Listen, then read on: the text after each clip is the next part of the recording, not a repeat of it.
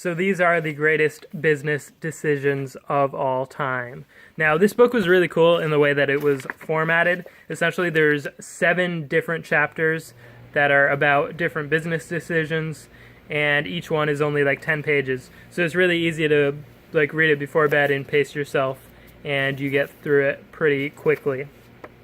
So I'm just going to go over the few that I thought really stood out. Number 1, Apple brings back Steve Jobs, Chapter 1. That really doesn't need any explanation. Steve Jobs is amazing. Chapter 2 was about Zappos, which I did a video about. Delivering Happiness was the name of the book by Tony Hsieh, who's the CEO of Zappos, now owned by Amazon. But that was basically that they're an online shoe store. And what was stopping a lot of people from using their service was that who wants to buy shoes online, because you're going to order some and then they're not going to fit, and then you're going to have to pay to ship them back, and you're going to have to order more. It's just a lot of work. So what they did was they decided, we'll give you free shipping and free returns. So they basically opened up a window where you could order 6 pairs of shoes and then return the 4 that you don't want or that didn't fit, and you're basically guaranteed to get the shoes that you want, shoes that you like, and shoes that will fit.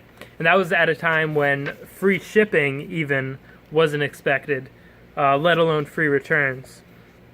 So that was a big one for its time. Now it's not quite as impressive, but it was back then. So Chapter 6 was another one I really liked. Intel decides to get their consumers to love chips. Not even their consumers, get consumers in general to love Intel chips. Now, this is crazy because this is a piece, like a component of an object that you buy. That's like, you buying a Ford because it has a certain brand of muffler. Like, nobody cares about the pieces that make up this big machine that you're buying, but Intel was able to get people to actually care when it comes to computers. And that became a selling point. Like, the component inside became a selling point. You see stickers on computers. This one doesn't have it. But you see it all the time where it says Intel inside, and that's a big selling point for the manufacturer of that computer, that they're using this hidden piece that most people wouldn't even know about unless a company like Intel came along and marketed it to them. So that was amazing marketing, in my opinion. Chapter 10 was the reason that I read this book. I actually picked up this book and looked through the table of contents first. I said, if Toyota is in this, then I will read it.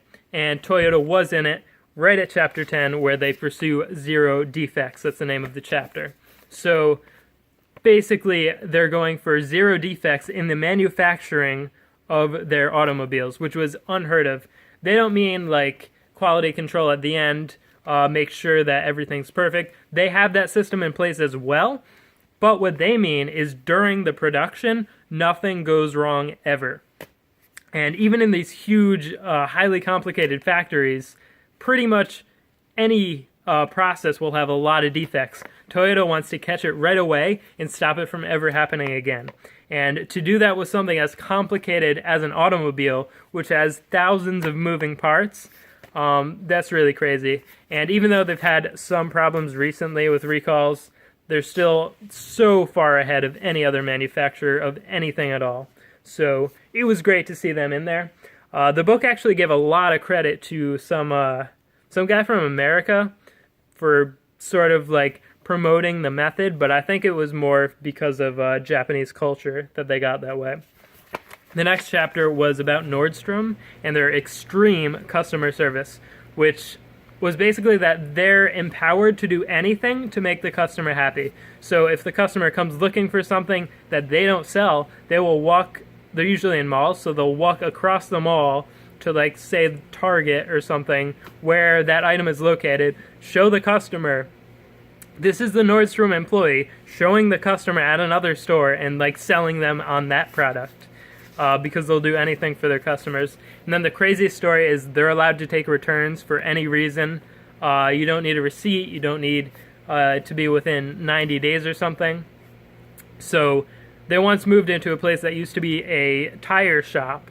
So someone brings in a used tire years later to this Nordstrom, and they refund him for his used flat tire that they don't even carry because they're a clothing store. So that was a little bit ridiculous, but it's a cool story. And they actually started doing that during the Depression because people were scared to spend money because buyer's remorse, and they don't really have a lot of money to spend. The economy's really bad, so they really wanted to be careful with their spending. And Nordstrom essentially said, don't be careful with your spending, and they got everyone to spend there. And of course, a lot of people don't bother returning things. The next one, let me see. Walmart had a 6 a.m. meeting, which I thought was really cool. Nowadays, they only have it once a month in the headquarters. But in the beginning, it was 6 a.m. every day. Every store would have everyone meet together, and they would discuss things in the industry that are happening, the sales from yesterday, the sales that they're forecasting for today, little improvements that they can make, and I think that's really cool. So let me see what the next good one is. So I'll just skip to the last one, which was their number one pick, which was Henry Ford doubles workers' wages. And I think that was a good one to pick for number one because I don't know if it's true, but the way they frame it, they sort of make it seem like that kind of empowered the consumer and set in motion the 8-hour work week and, just jump-started the whole economy and basically made America what it is. So I don't know if all that is true, but if it is, then definitely for sure that is the number one, even beating out my favorite, which was Toyota. So this is a very good book if you want to read it just before bed or something. Something, if you're not willing to read a lot at a time, it's very rewarding to be able to finish the whole story, which is only 10 pages.